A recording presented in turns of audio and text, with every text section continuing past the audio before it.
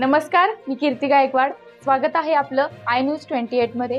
चला तर मग जाणून घेऊयात महाराष्ट्रातल्या ताज्या घडामोडी। वैजापूर गंगापूर या मतदारसंघात महालगाव येथे पंचगंगा साखर कारखान्याचे उद्घाटन।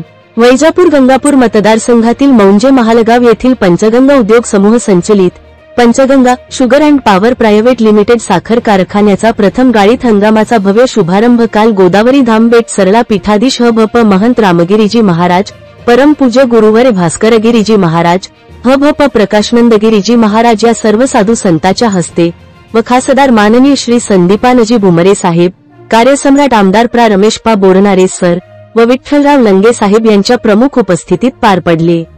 वैजापूर तालुक्यात शेतकऱ्यांचा हक्काचा कारखाना असावा यासाठी कार्यसम्राट आमदार प्रा रमेशपा बोरनारे सर यांनी प्रभाकरजी शिंदे यांना भेटून पुढाकार घेऊन वेळोवेळी विनंती केली व 2 वर्षापूर्वी माजी मुख्यमंत्री व सध्याचे उपमुख्यमंत्री माननीय श्री एकनाथ शिंदे साहेब यांच्या हस्ते या Panchganga sugar and power private limited साखर कारखान्याचे भूमिपूजन करण्यात आले होते। कारखान्याचे काम पूर्ण झाल्याने सर्व शेतकऱ्यांसाठी हा सुवर्ण दिवस असल्याने सर्व शेतकऱ्यांमध्ये एक आनंदमय वातावरण निर्माण झाले। हा कारखाना उभा राहिल्याने तालुक्यातील अनेक युवकांना सिक्युरिटी पासून तर अधिकारीपर्यंत काम मिळाल्याने मोठ्या प्रमाणावर रोजगार उपलब्ध झाल्याबद्दल सर्व युवकांच्या वतीने प्रभाकरजी शिंदे साहेबांचे आमदार साहेबांनी आभार मानले।